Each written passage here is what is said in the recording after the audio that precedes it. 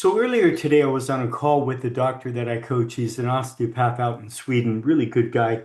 And he's about 3 months waitlisted. He's 3 or 4 months into this, and he's freaking out of it. What do I do with my active patients who want to get in, but there's no space? What do I do with my inactives who really don't get what I do? They don't understand how I practice. Now, what about my active ones? They don't know how I practice. What about patients who call up and they're new patients and they have to wait months before they can get in, or old ones who just want to come in and get some work done, et cetera, et cetera, et cetera. If you don't know me, I'm Dr. Russ Rosen. Aloha. And I help natural healthcare providers like you thrive in a care versus care, true optimal health model.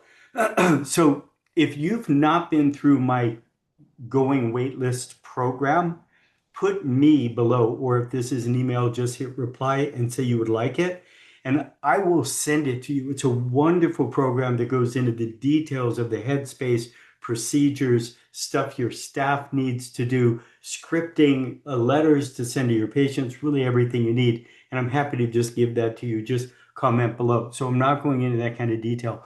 I'm specifically talking about some of the things that this doctor and I were talking about today.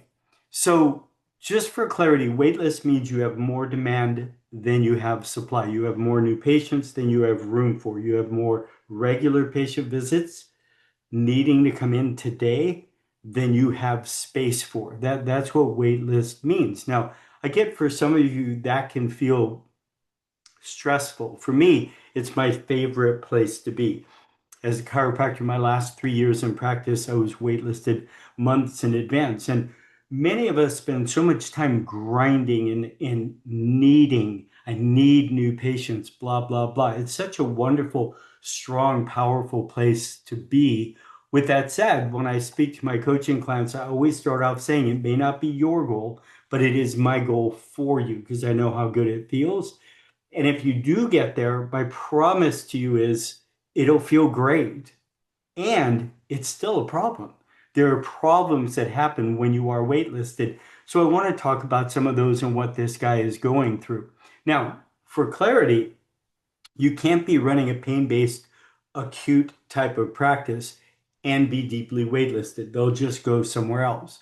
But if you're running more of an optimal health kind of practice in my world, where you're not just helping people feel better, neck pain, back pain, headache, symptoms, but you're helping them get healthy, stay healthy, resolve their underlying issues, get their brain working again, get their gut working again, whatever it is that you do in your specialty is, if you're actually doing that for them, you can run a very deeply waitlisted practice. One of the gals that I coached for quite some time was a year and 8 months waitlisted. And she literally would speak to people and say, please don't get on my wait list. Like, I have other doctors I can refer you to.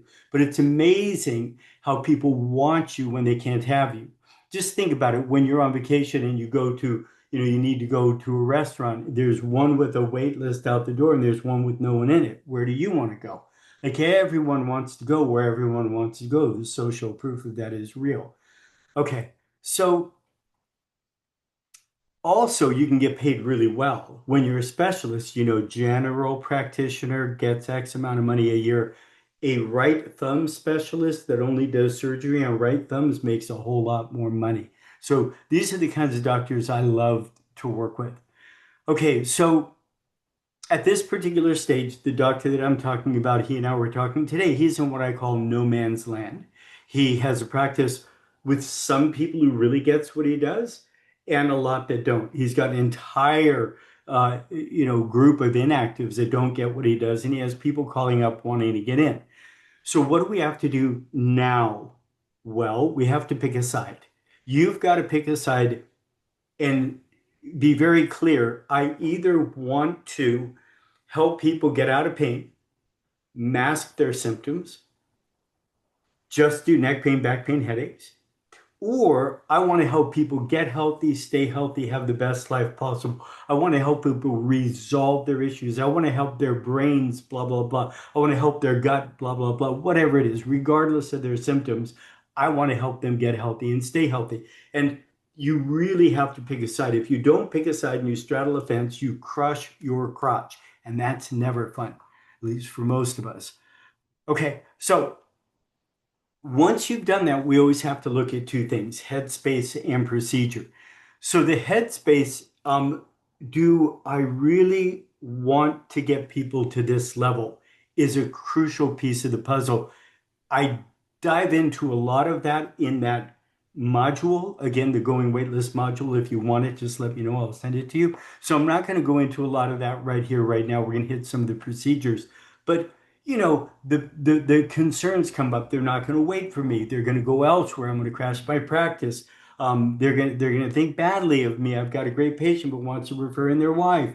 Blah blah blah. All those headspace fears come up that end up keeping us from taking the next steps that we really need to take.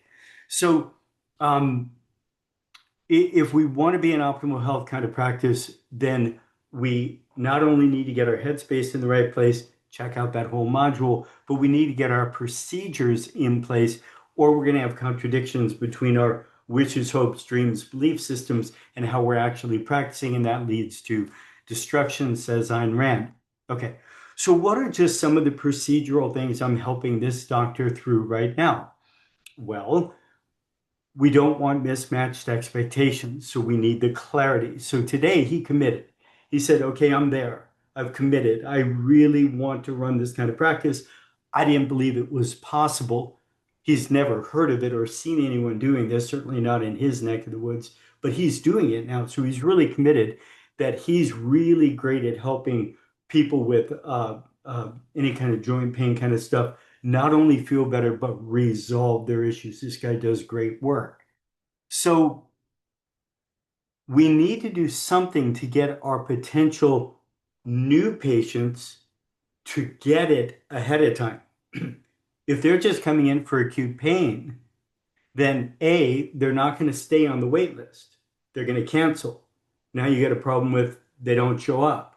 Or B, they do get to see you, but they don't want what you offer.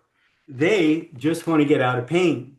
They don't really want to get healthy, stay healthy, resolve their underlying issues. And that mismatched expectation ruins relationships. And like he's saying to me now, I do not want to spend all this time doing a visit one and a visit two process with people who don't want what I offer. Good. So we need to figure a way to get them to get it, to see if they're a good fit before they come in. Well, there's a couple of different things we need to do, but I want you to think of it as a funnel. So I want them to have already been through a particular process. So by the time they get in to see me, they already get the difference between a seahorse and a sawhorse.